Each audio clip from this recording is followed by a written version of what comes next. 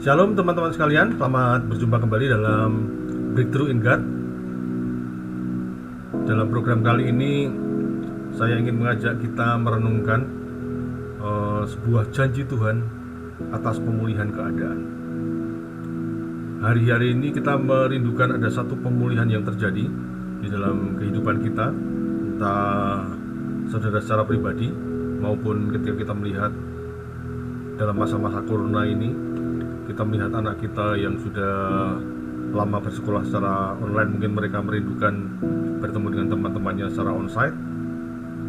Dan juga orang-orang yang mungkin kehilangan pekerjaan, mereka juga berharap ada satu pemulihan keadaan sehingga mereka boleh bekerja kembali. Apapun itu, ada satu janji Tuhan atas pemulihan keadaan, dan kita akan melihat dari sebuah gambaran apa yang terjadi di dalam Yeskiel 36 ayat 16 sampai dengan ayat yang ke-21. Kemudian datanglah firman Tuhan kepadaku, "Hai anak manusia, waktu kaum Israel tinggal di tanah mereka, mereka menajiskannya dengan tingkah laku mereka. Kelakuan mereka sama seperti cemar kain di hadapanku. Maka aku mencurahkan amarahku ke atas mereka karena darah yang dicurahkan mereka di tanah itu, sedang tanah itu mereka najiskan dengan berhala-berhala mereka. Aku menghamburkan mereka di antara bangsa-bangsa sehingga mereka berserak-serak di semua negeri. Aku menghakimi mereka selaras dengan tingkah lakunya. Di mana saja mereka datang di tengah bangsa-bangsa, mereka menajiskan namaku yang kudus. Dalam hal orang menyindir mereka, katanya, mereka umat Tuhan, tetapi mereka harus keluar dari tanahnya.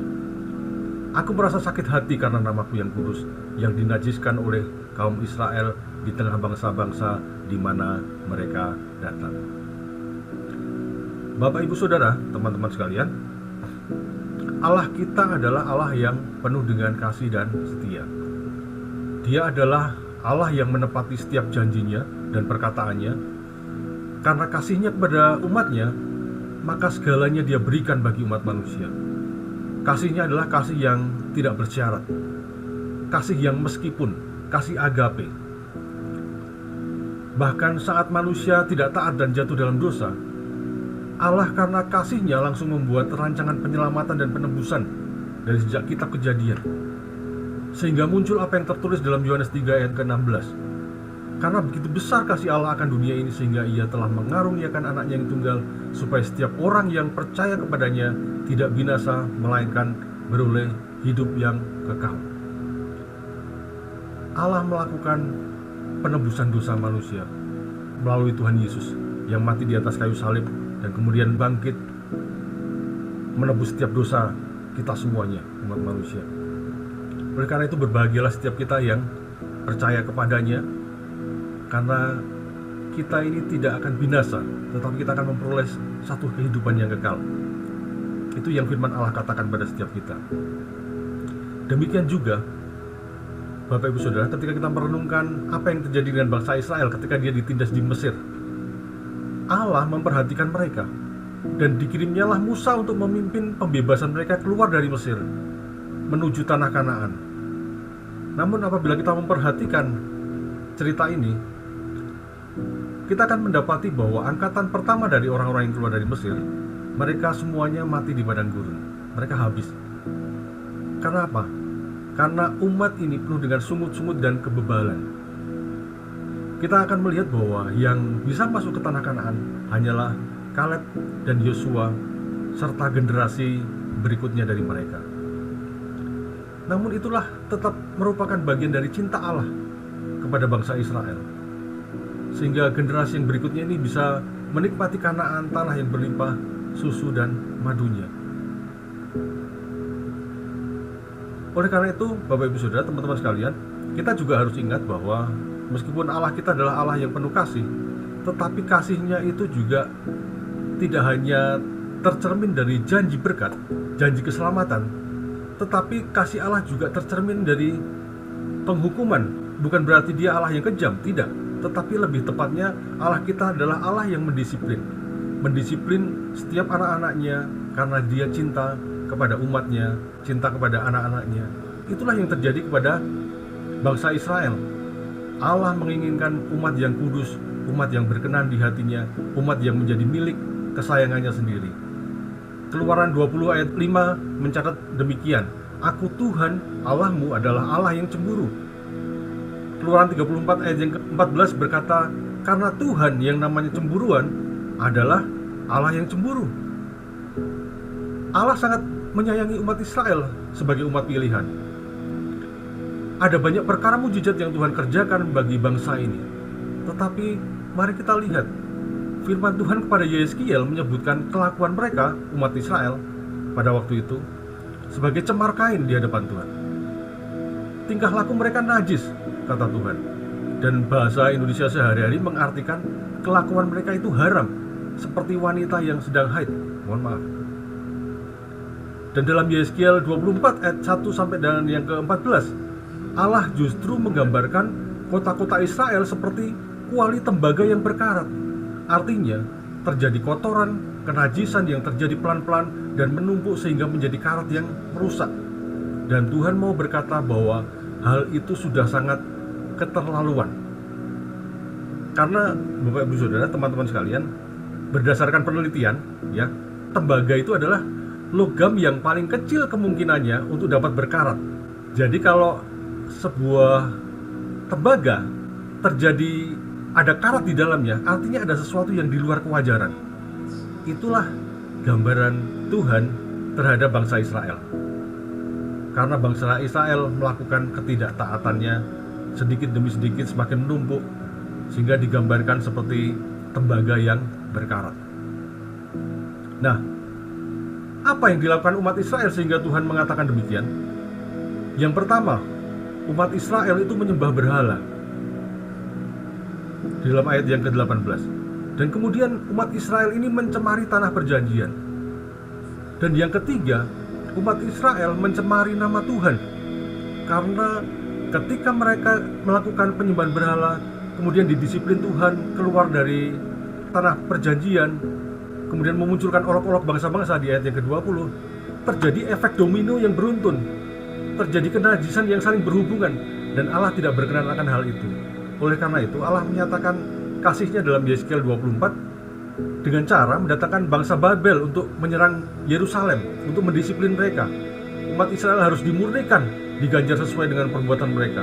Mereka harus terusir sebagai tawanan karena ketidaktaatan mereka kepada Allah. Seharusnya mereka bersyukur ketika Tuhan membawa mereka keluar dari Mesir dan kemudian masuk tanah Kanaan. Tetapi ketika mereka kembali melakukan kenajisan, penyembahan berhala, Tuhan mengizinkan mereka harus keluar, ditawan oleh bangsa Babel. Dan itulah cara Tuhan mendisiplin bangsa Israel. Tetapi kita bisa melihat bagaimana kasih Allah yang begitu luar biasa itu, karena Allah Israel adalah Allah pengampun. Demikian juga itu juga berlaku buat setiap kehidupan kita. Mungkin kita kadang-kadang seperti orang Israel. Tuhan sudah menyelamatkan hidup kita, kita sudah ditebus dari dosa. Tetapi dalam hidup kita selanjutnya kadang-kadang kita ini menjadi melupakan Tuhan, kita jauh dari Tuhan. Kadang-kadang Tuhan perlu mendisiplin setiap kita, saya dan saudara, ketika kita ini menjadi jauh dari Tuhan. Tetapi mari kita menyadari bahwa Allah kita adalah Allah yang pengampun, Allah yang kudus. Tadi dikatakan Dia adalah Allah yang cemburu, yang ingin namanya ditegakkan di tengah-tengah umatnya, dan juga ditegakkan di antara bangsa-bangsa, orang-orang di sekeliling kita. Bapak Ibu Saudara, kita tidak tahu apa yang terjadi dengan dunia di sekitar kita saat ini. Entah di sekeliling kita, entah di dunia, ada begitu banyak orang yang mungkin melupakan Tuhan. Kita tidak tahu apakah apa yang terjadi sekarang ini merupakan sebuah gambaran dengan apa yang terjadi dengan Israel pada waktu itu. Tetapi kalau ternyata di dalam hidup kita, di dalam hidup sekeliling kita saat ini, mungkin ada orang-orang yang menyembah berhala dengan cara menduakan Tuhan, ketidaktaatan, kebebalan, mesbah keluarga ditinggalkan, dan lain-lain. Padahal kita sudah tahu bahwa Yesus sudah mengorbankan dirinya, mati di kayu salib untuk kita, menebus dosa kita dengan cara yang mahal, dengan harga yang lunas dibayar. Tetapi mungkin kita menjadi melupakan Tuhan. Tuhan sedang menginginkan setiap kita ini introspeksi terhadap apa yang terjadi saat-saat ini. Atau yang kedua, mungkin kita ini mendoakan Tuhan. Ketika kita mendoakan Tuhan seperti bangsa Israel, Tuhan berkata, kita ini sama saja sedang mencemari seluruh area yang dipercayakan kepada kita, kota-kota yang Tuhan percayakan. Tadi ketika Israel mencemari dengan penyembahan berhala, Tuhan berkata kota-kotanya menjadi tercemari.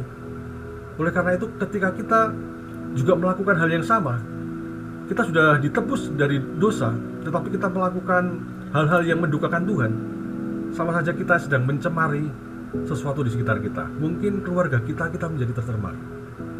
Pekerjaan kita menjadi tercemar oleh kita karena kita melakukan dosa. Mungkin sahabat-sahabat kita, keluarga-keluarga kita yang lain, atau mungkin kota di mana kita sedang ditugaskan di suatu tempat, tetapi kita melakukan dosa. Tuhan berkata, ketika kita melakukan dosa yang sama seperti orang Israel, di situ kota itu akan tercemari, di situ keluarga itu akan tercemari, di situ sekitar kita akan tercemari juga. Dan Tuhan tidak menginginkannya. Mungkin itu yang terjadi. Kita harus melihat apa yang terjadi dengan hidup kita. Atau yang ketiga, ketika kita melakukan dosa, ada begitu banyak orang yang mencemooh kita. Mereka akan berkata, "Hei, orang Kristen kok melakukan dosa? Kamu orang Kristen kok ternyata menerima bujukan-bujukan si jahat?" Ketika olok-olok itu muncul, Tuhan tidak berkenan atasnya. Karena Tuhan tidak menginginkan umat ketebusannya menerima olok-olok itu. Karena olok-olok itu sama saja mengolok-olok Tuhan. Mari kita merenungkan hal ini. Allah kita, Allah yang penuh kasih, Allah yang penuh keadilan. Meskipun kita kadang-kadang mengalami jatuh bangun, melakukan kesalahan di matanya, namun kasih-Nya tidak pernah berubah. Dan apa yang Tuhan janjikan kepada umatnya Israel, itu juga Tuhan janjikan kepada kita. Satu pemulihan keadaan. Pasal 36 ayat yang ke-24, firman Tuhan berkata seperti ini, "Aku akan menjemput kamu di antara bangsa-bangsa dan mengumpulkan kamu dari semua negeri dan akan membawa kamu kembali ke tanahmu. Aku akan mencurahkan kepadamu air yang jernih yang akan mentahirkan kamu dari segala kenajisanmu dan dari semua berhala-berhalamu. Aku akan mentahirkan kamu, kamu akan kuberikan hati yang baru dan roh yang baru di dalam batinmu, dan aku akan menjauhkan dari tubuhmu hati yang keras dan kuberikan kepadamu hati yang taat. Rohku akan kuberikan diam di dalam batinmu, dan aku akan membuat kamu hidup menurut segala ketetapanku dan tetap berpegang pada peraturan-peraturanku dan melakukannya." Usaha kita sendiri tidak akan mampu memulihkan hubungan kita dengan Tuhan. Tetapi hanya karena Allah kita yang penuh kasih itu, Dia memberikan segala yang kita perlukan supaya kita ini dapat bertobat dan semakin mengenal Dia. Tadi dikatakan Tuhan akan mencurahkan kepada kita air yang jernih. Untuk apa? Untuk mentahirkan kita. Mungkin selama ini kita jatuh bangun seperti orang Israel. Mungkin kita selama ini mengalami permasalahan-permasalahan yang tanpa sadar kita lakukan, dan itu menyakitkan hati Tuhan. Tetapi Tuhan berkata bahwa Dia menyediakan air yang jernih untuk kita ini ditahirkan, untuk kita ini boleh memiliki hati yang baru, untuk kita ini boleh mempunyai hati yang taat kepadanya. Syaratnya apa? Kita mau mendekat kepada Tuhan. Dan keputusan untuk kita mendekat kepada Tuhan itu adalah sebuah terobosan dalam hidup kita. Oleh karena itu, jangan membiarkan hati kita ini menjadi hati yang bebal seperti orang Israel, tetapi mari kita memutuskan untuk kembali kepada Tuhan, minta ampun kepadanya kalau ada kesalahan-kesalahan yang kita lakukan, dan mari buat terobosan di dalam hidup kita. Karena dengan mendekat kepada Tuhan, Tuhan akan mengampuni kita dan Tuhan akan memulihkan hidup kita. Yang kedua, di dalam pasal 36 ayat yang ke-28 dikatakan, "Dan kamu akan diam di dalam negeri yang telah kuberikan kepada nenek moyangmu, dan kamu akan menjadi umatku, dan aku akan menjadi Allahmu.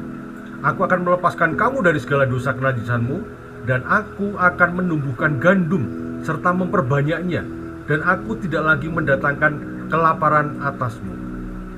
Teman-teman sekalian dan Bapak Ibu Saudara sekalian, kasih Allah yang besar atas kita umatnya membuat Dia itu tidak tega saat melihat kita ini mengalami kelaparan, mengalami kesulitan. Meskipun Allah kita itu Allah yang mendisiplin terhadap ketidaktaatan kita, tetapi Dia Allah yang tidak tega. Dia tetap Allah yang kasih kepada kita, dan sebenarnya Dia tidak ingin mendisiplin kita. Selama kita ini berada dalam ketaatan kepada Tuhan, Tuhan tidak akan mendisiplin kita. Oleh karena itu, ketika Tuhan melakukan disiplinnya kepada bangsa Israel, kepada kita semuanya, hati Allah sebenarnya sedih. Dia tidak tega. Tetapi kasih-Nya yang luar biasa itu tetap memampukan kita ini untuk kembali kepada Dia. Sehingga Dia sangat ingin kita ini menjadi orang-orang yang diberkati. Karena berkat-berkat yang Tuhan sediakan itu harusnya menjadi bagian dari kita. Pemulihan-pemulihan yang Tuhan sediakan itu harusnya menjadi bagian dari diri kita. Oleh karena itu, seperti apa yang Tuhan katakan bahwa kita ini akan diam di dalam negeri yang telah diberikan Tuhan. Dan Tuhan berkata, Tuhan akan menumbuhkan gandum serta memperbanyaknya, akan memperhatikan setiap kesejahteraan kita. Dia tidak lagi mendatangkan kelaparan atas kita. Asal kita ini mau kembali kepada Tuhan, minta ampun, dan kita ini taat akan setiap perintah dan apa yang Tuhan mau dalam hidup kita.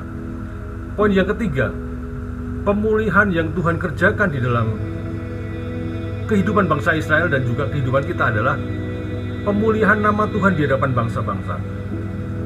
Pasal 36 ayat 36 berkata seperti ini, dan bangsa-bangsa yang tertinggal yang ada di sekitarmu akan mengetahui bahwa Akulah Tuhan yang membangun kembali yang sudah musnah dan menanami kembali yang sudah tandus.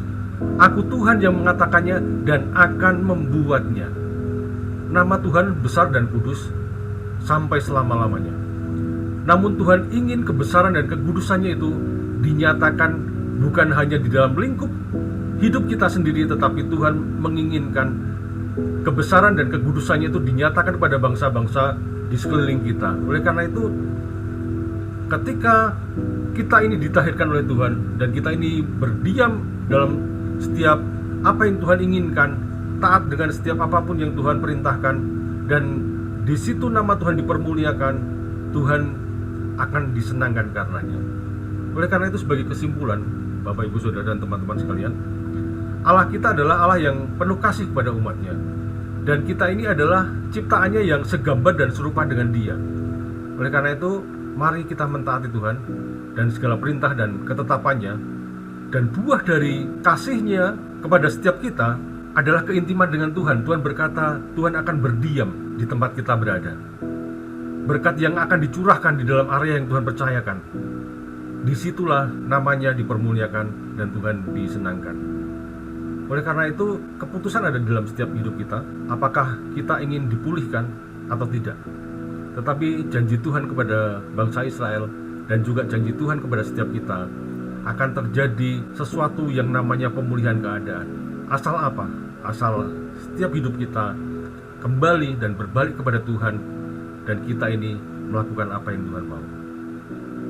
Oleh karena itu, biar hal ini menjadi perenungan kita bersama, dan saya akan berdoa untuk setiap kita semuanya. Bapa di surga, dalam nama Tuhan Yesus, kami bersyukur untuk firman-Mu. Dalam momen kali ini, biar kami boleh belajar dari peristiwa bangsa Israel, bagaimana Allah menyatakan kasih dan disiplin Tuhan dengan cara yang berimbang, dan itu boleh mengingatkan kami supaya kami sebagai Israel masa kini, Israel rohani, kami belajar untuk kami tidak menjadi orang-orang yang bebal, kami tidak menjadi orang-orang yang berdosa dan membelakangi Tuhan, namun kami boleh belajar senantiasa taat kepada Engkau, dan kami boleh melihat Engkau di tengah-tengah kami. Tuhan mentahirkan kami senantiasa, Tuhan memberikan kami air yang jernih, Tuhan membuat kami ini boleh mengalami setiap pemulihan keadaan yang kami hadapi. Oleh karena itu, Tuhan Yesus, kami minta ampun kalau ada sesuatu hal yang tidak berkenan kepada Tuhan di dalam setiap perjalanan kami dari sehari ke sehari, dan biar melalui firman ini Tuhan mengingatkan kepada setiap kami untuk kami boleh senantiasa kembali kepada Tuhan, dan biar kami boleh mengalami kasih-Mu yang ajaib, kami boleh mengalami berkat-berkat-Mu yang luar biasa, dan biar kami boleh melihat Tuhan Yesus, nama Tuhan ditinggikan dalam setiap area yang Tuhan percayakan, Dan biar dimanapun kami berada, kami boleh membawa nama Tuhan dan ada kekudusan di dalamnya. Terima kasih Tuhan Yesus. Kami sudah berdoa dan bersyukur untuk firman-Mu saat ini. Haleluya. Amin. Terima kasih sudah bersama-sama dengan kami dalam Breakthrough in God pada momen kali ini. Dan sampai jumpa kembali dalam program selanjutnya. God bless you.